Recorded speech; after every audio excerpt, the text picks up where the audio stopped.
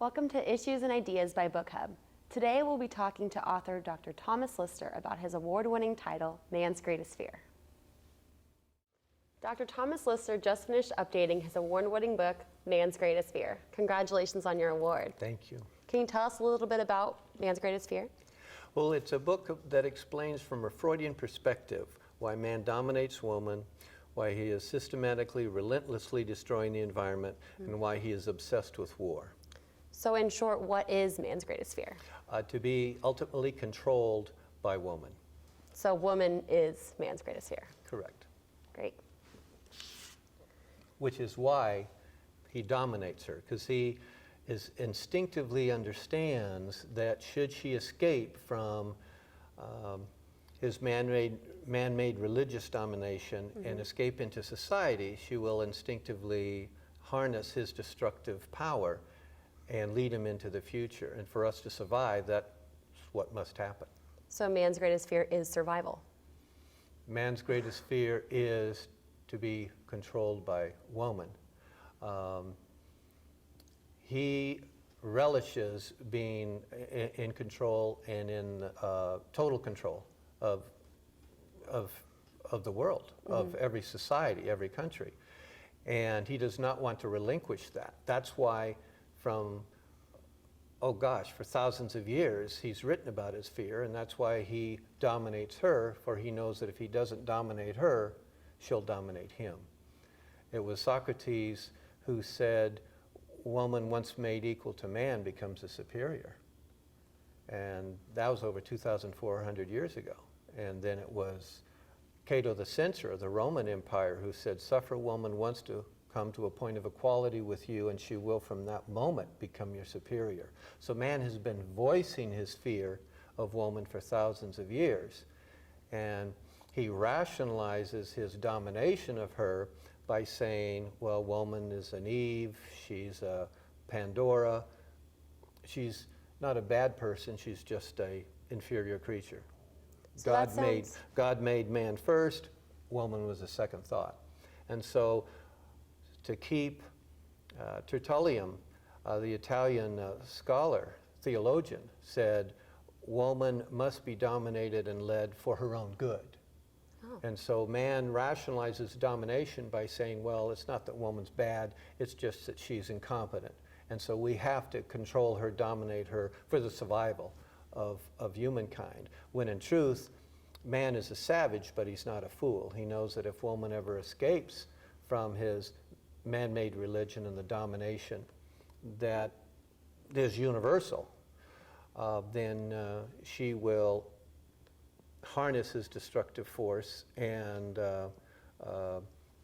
interfere with what he loves to do, which is destruction and war, seeing his impact on the environment, which is almost always destructive.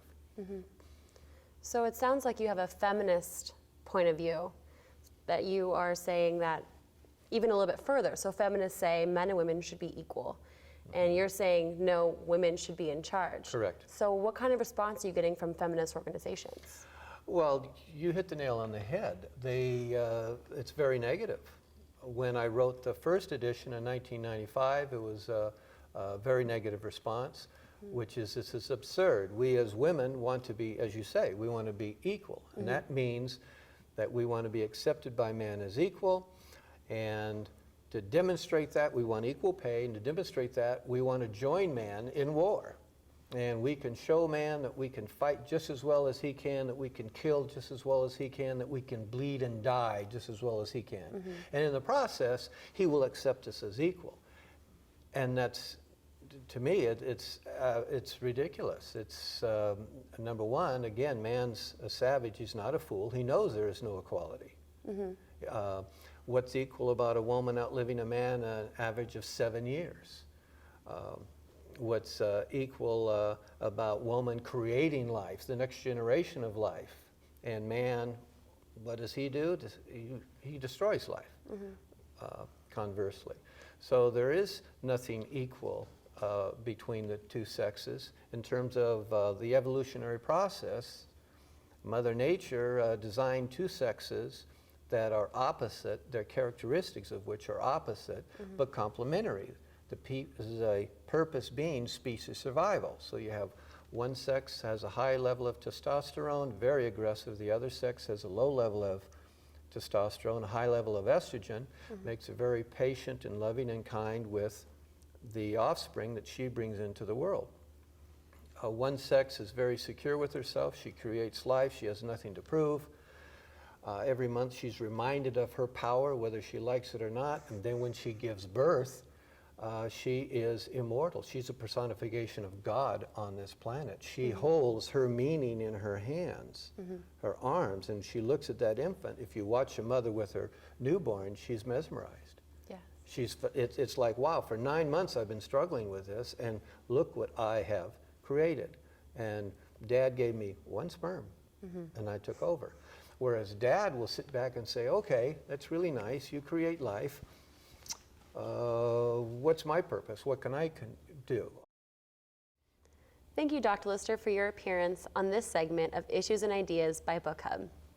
For more information on Dr. Lister or on his award-winning book, Man's Greatest Fear, go to Book Hub's website at www.book-hub.com. Man's Greatest Fear is also available as an ebook at any of your favorite ebook providers. Be sure to check out Dr. Thomas Lister's other segments on Book Hub's Issues and Ideas.